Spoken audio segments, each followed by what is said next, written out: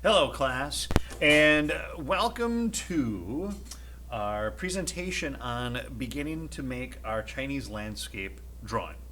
Now, what's going to happen is this. We're going to have a couple different options. Preferably, we want to use unlined paper. I've got a piece of computer paper right here. Then, of course, I got a piece of sketchbook paper that's a little bit thicker right here. What we're going to do is this, guys, to create our format for our Chinese landscape painting. We want to take our paper and we're going to take one end, we're going to fold it roughly about halfway. Look, I'm not folding it all the way in half, but halfway to the other side. So there's roughly about equal sections here and here.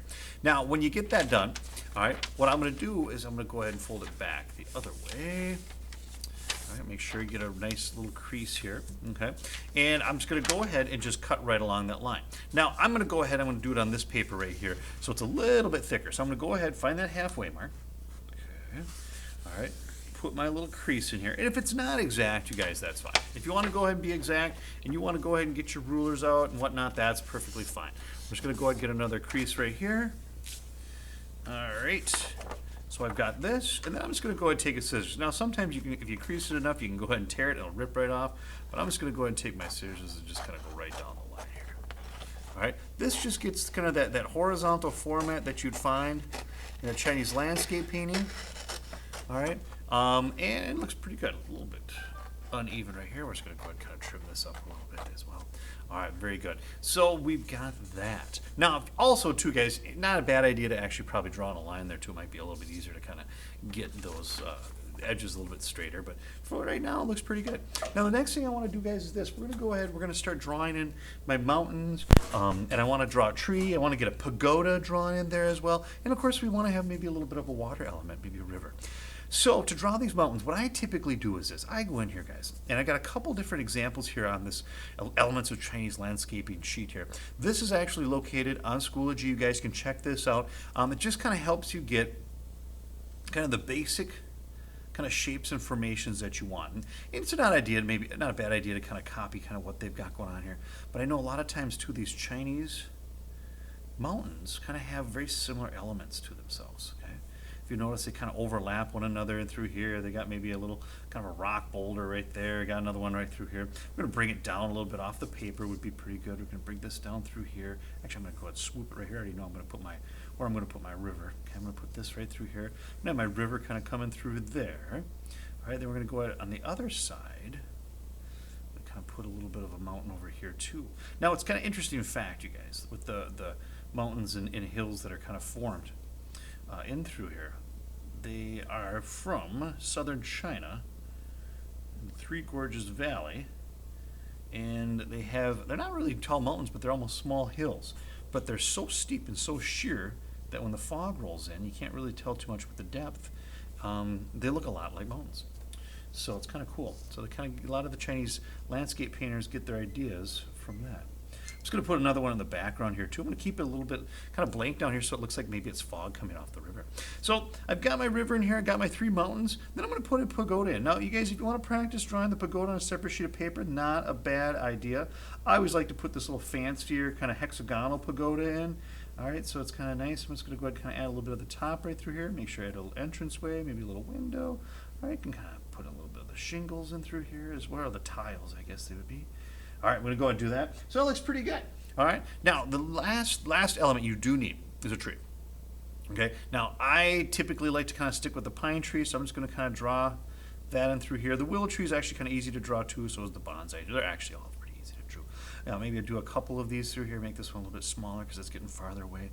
Sometimes I like to throw in maybe a bridge kind of going across here too, because if you're going to have that pagoda there, you got to have a bridge to be able to cross to kind of get to the other side here. We're going to go ahead and do that. All right, kind of a bigger bridge. I probably should have made it a little bit smaller, but that's okay.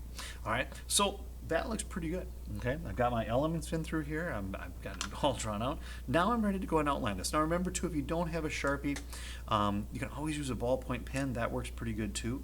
But I'm just going to go in here, guys. I'm just going to kind of outline this. Now, if you do have a Sharpie, one thing that's nice, and I always think it looks really good with this kind of drawing, is kind of vary your line thickness. Okay, what do I mean by that? What I'm doing right now with some of these hills, or mountains I should say, is I'm going and I'm kind of making almost a dotted line. You can kind of see that. I'm just barely having that tip of the Sharpie touch the paper, just barely having it touch, okay?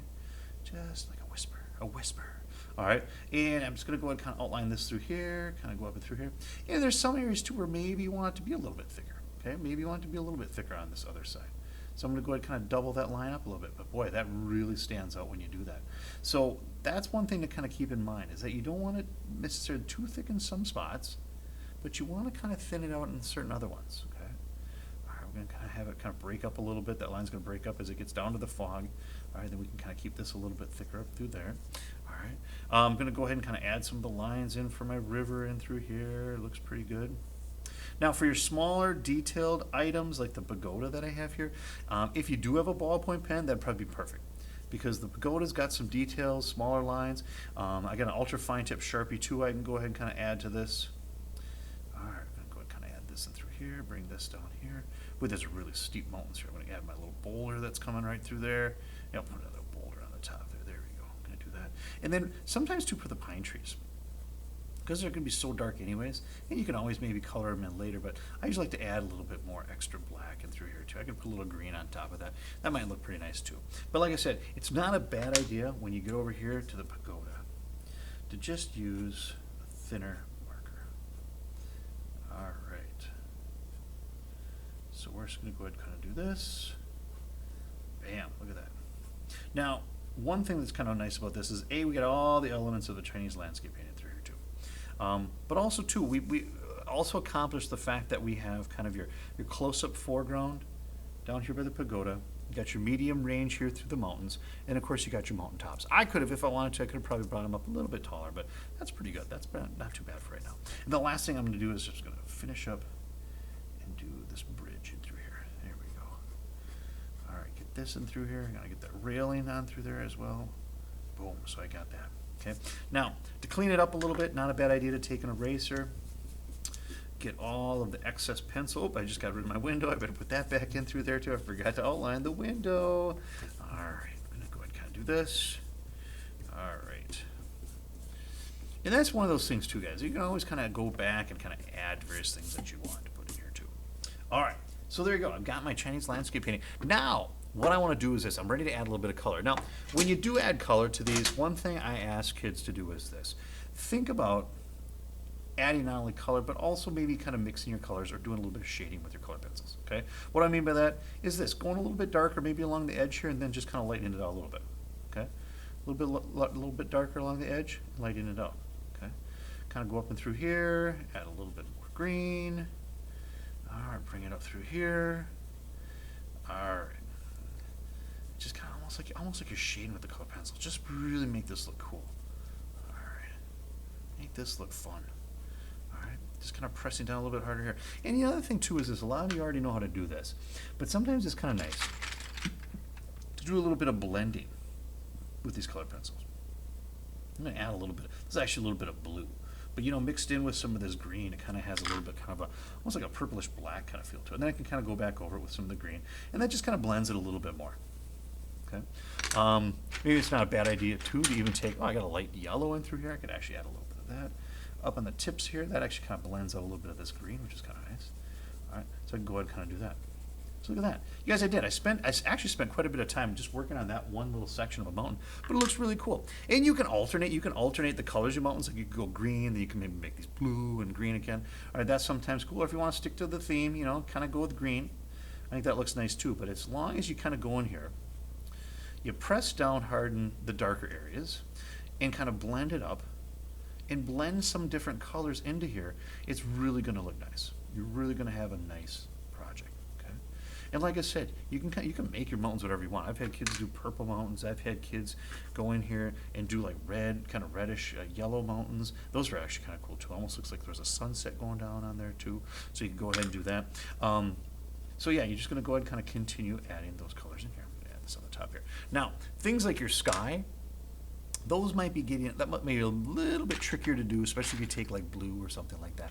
You know, I have had kids go in here and very lightly kind of put this in.